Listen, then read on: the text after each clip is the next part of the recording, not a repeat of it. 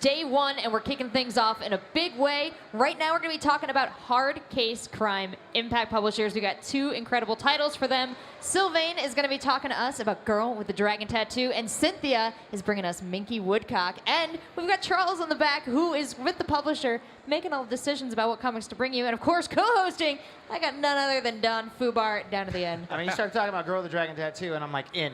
I love the original movie. I love the remake. I'm all about it. Now it's in the world of comics. All right, why don't we start off with that then? Sylvain, what an incredible story you have to bring with us for Girl with Dragon Tattoo. How did you get started on this project? Yeah, the thing is that I share my time between France, I'm French, and Sweden for 15 years ago.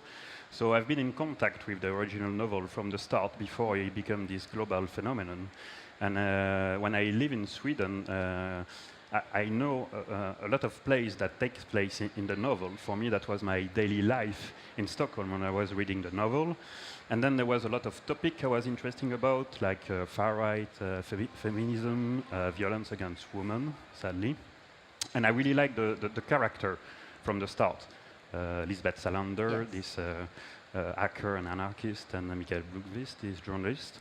So what I did, I asked my French publisher, Dupuis, that I was really, really into doing a comics adaptation of the novel. And they told me it's a really good idea, but you know that right now it's become really a famous novel, and then David Fincher is going to do a movie, so maybe it will be complicated to have the rights. And then for 1 year, I didn't heard anything about it. And I kind of forget about it. Okay, it won't happen. But then one day, I was hiking in the Swedish forest during my holiday, and I saw my publisher calling me, and knowing I was on holiday. That's good signal in Sweden. Yeah. So nice job, Telia. I was wondering, okay, he knows that I have 2 weeks of holiday in the year, and he should not contact me during those 2 weeks. So what does he want? And actually, he told me, well, Sylvain, you didn't knew about it, but we were in negotiation for 1 year, competing with a lot of other publishers to have the right to do a comics adaptation of Millennium, The Girls with the Dragon Tattoo. And actually, we get it, and you are on board, because we have told Stieg Larsson agent, you will be the scriptwriter, so I hope you're still in. And then I say, yes, of course, I'm in, yes. Well, Girl with the Dragon Tattoo has gone through so many translations. I mean, it started off in Swedish, went to English, where a lot of us enjoyed it as a book and a movie. Then you actually wrote this in French, and now you're translating it over. It's going to be coming out. It did come out this summer, I believe. Initially, back me up here, Charles. That's right. So we're publishing 3 adaptations of the 3 Stieg Larsson books, and then after that, we're going to come back with a brand new Lisbeth Salander adventure, never seen before, in book, on film, on TV, written by this man, and it's going to be terrific. So you get your own. Are you setting it before the events of the books we've seen so far, or after? After. Actually, what happened is like the Stieg Larsson agent, they were really like happy with what I done with the adaptation of the free novel. So 2 years ago, they told me, are you interested to do a comics adaptation of the new novel writing by David Lagercrantz? And I say, yes, it could be interesting. So I have this really secret meeting when they give me the pitch of the book, and I was like, there was only like 10 people in the world at the time that could read that pitch to see if I was interested of doing it. And I say, yeah, it looks interesting, but I have to read the whole novel to give an answer, of course. But then they told me, yeah, but your publisher told us also that you have your own idea of a continuation of what could happen to Lisbeth Salander. And I told them, yeah, it's true too. And then they say, okay, pitch it now. So I pitch it. I mean, I didn't, it was not supposed to be like that. And then I pitched what I had in mind, and then they told me, well, we will come back to you, but I think you will be able to do your own continuation of the story. Very cool. Well, Charles, you're sort of the one that ties all this together. Can you tell me a little bit about Hard Crimes and the focus of it, and then bring us into Cynthia as well? Minky Woodcock, absolutely. Hard Case Crime's been around for a dozen years. We publish sexy, tough crime stories by people like Stephen King, Mickey Spillane, Michael Crichton, Gore Vidal, James M. Cain, but we've done that in traditional prose form. We did it in books with beautiful covers, but not with illustrations on the inside. But I've been a comics fan since I was a little boy, and I always wanted to do these as comics. And just last year we started with Peepland with Krista Faust and Gary Phillips. Now we're doing Normandy Gold with Megan Abbott, who writes for The Deuce, and Allison Galen. And next year's big new title, Minky Woodcock, The Girl Who Handcuffed Houdini, who's a different girl. It's not the same girl who has a dragon tattoo. Yes, this is a different girl, a very Completely different girl. amazing, unique They looking look girl. good together, don't they? The two names. Yeah. The art is incredible. Thank The you. artists that you guys Well, have this is the artist. In this case, unbelievable. And Cynthia is the artist and the writer. Take it away. Cynthia, tell me a little bit about Minky Woodcock, and I know you actually have a real-life inspiration for her as well. Yes, Pearls Daly. She's a burlesque model. I put on shows, immersive plays in New York City, and so this is actually going to be a play as well next year. Wow, that's fantastic. Yeah, but I'm very interested in Houdini, and as you can see, this is the cover. We got Robert McGinnis to do the cover, which is just beautiful. Yeah, this is a very specific time frame as well too. So the setting of the comic to focus on Houdini. Right.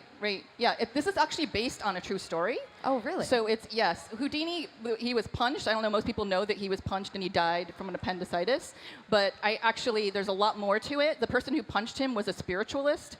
So I'm looking into like the background behind why he died, what happened, what was the reason behind it.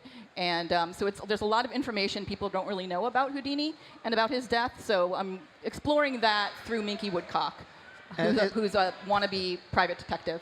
Is that sort of a challenging thing to capture within a comic book style, like a magician's tale? Like, is there going to be any sort of magic and mysticism? Obviously, when you see magic Absolutely. up close in person, but translating that into comic book form, how do you go about doing that? Actually, that's like, it makes it easy because it's just so interesting. There's so much visual. Is this your card? No, it's just yes, like of course. visual, like there's the seance, and like to draw that, like Sure. I find that really interesting to be able to draw that. I'm going to be drawing a lot of many of his tricks, like the water torture cell. Yeah. So like this is great, imagery It's awesome. to draw. So that makes it. Spirit punch.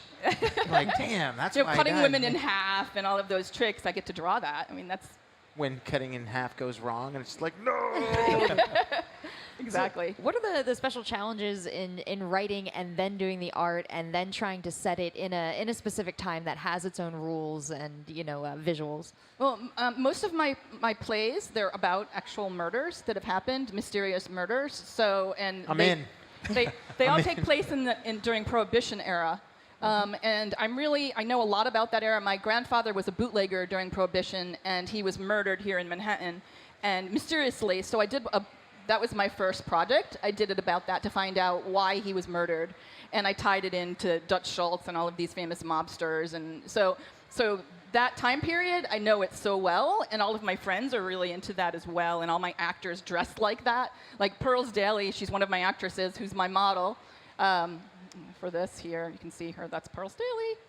Shout out to Pearls. Gorgeous. Yeah, she's beautiful, and she's going to be over at the signing table as well. But yeah, I mean, so that's an easy part of it. It's just drawing from that time period because I know it so well.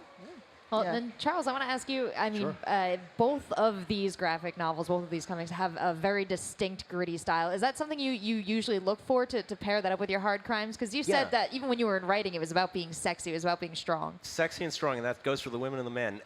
Back in the 1940s and 50s, every book on the newsstand, every pulp magazine on the newsstand looked like this. Yes. And about 13 years ago, I got together with my friend Max Phillips, and we said, why are there no books that look like this on the stands anymore? In comic stores, on newsstands, and we said, why don't we do it? Why don't we start our own line? And we've now got more than 100 books out. Every one of them looks like this, and people salivate. It's great. We love doing it because the covers look great, the stories are irresistible, and that's what we put in people's hands. If people didn't like it, we wouldn't still be doing it 13 years later. And Sylvain, as a writer that has to work with an artist, what is the challenge that you face in trying to get the image in your mind onto the paper through someone else? Yeah, the thing, like when I write a story that takes place nowadays in a real town, I really want the artist to come and visit the town. So there has been like 2 artists working on Millennium, and both of them have visited me in Sweden, and they spent like several days with me, and I was doing like this private Millennium tour to show them all the location. A little side So business? cool. Yeah, he's like, I'm going to take you to locations. It was for A Millennium, they're not always the fancy locations. There's some gritty stuff there. but it was for free for the drawers. Oh, that's very nice. Very nice indeed. And are each of the stories, the condensed stories, like each trade is going to be the entire story? And how many issues do you guys do typically for an art? Like in France, there has been like 6 books Okay. of 62 page, and every 2 books is one novel.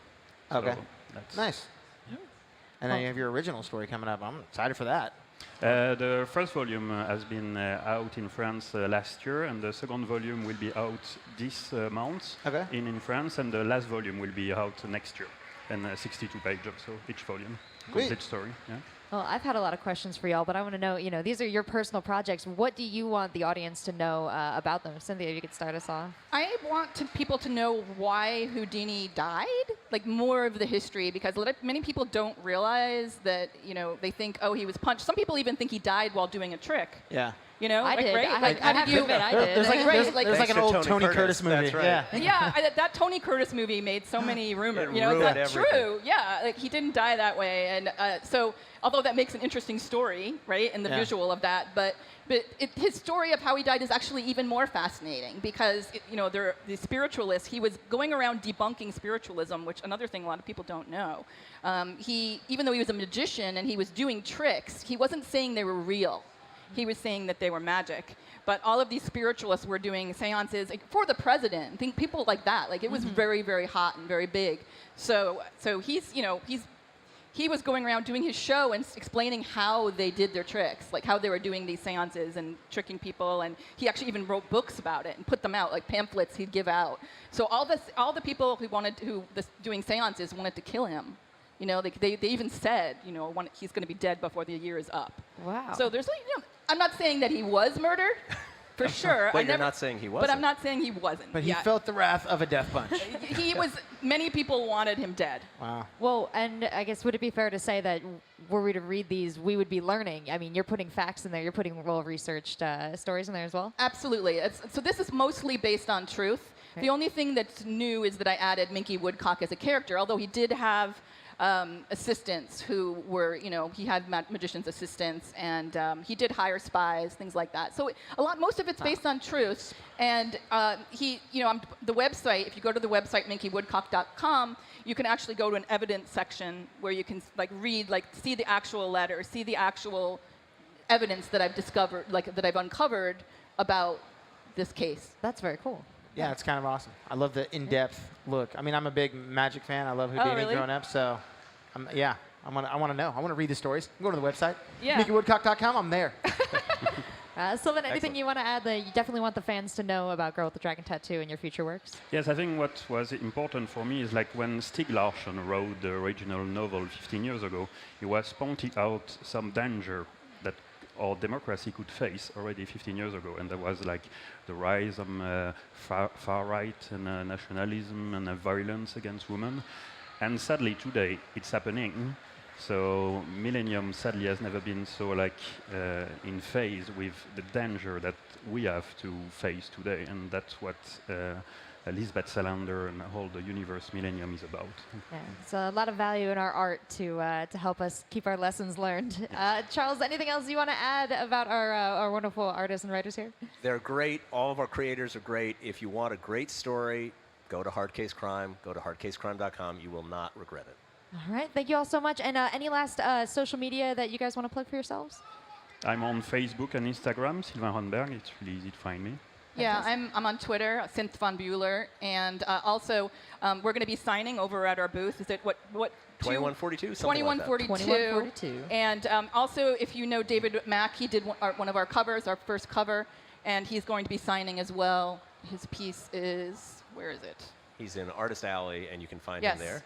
This is his cover, David which is Mack. beautiful. Fantastic. And yeah, he'll be signing as well. And we have these amazing keychains to give away. They're little handcuffs. Little miniature handcuffs. What? I'm taking Do one. you want one? Yes, Yeah. I do. We're leaving some here if anybody wants some. Fantastic. Nice. Yeah. You want one? Yeah. Well, thank you all so much for coming to talk about your work. It's Thank wonderful you. to have you.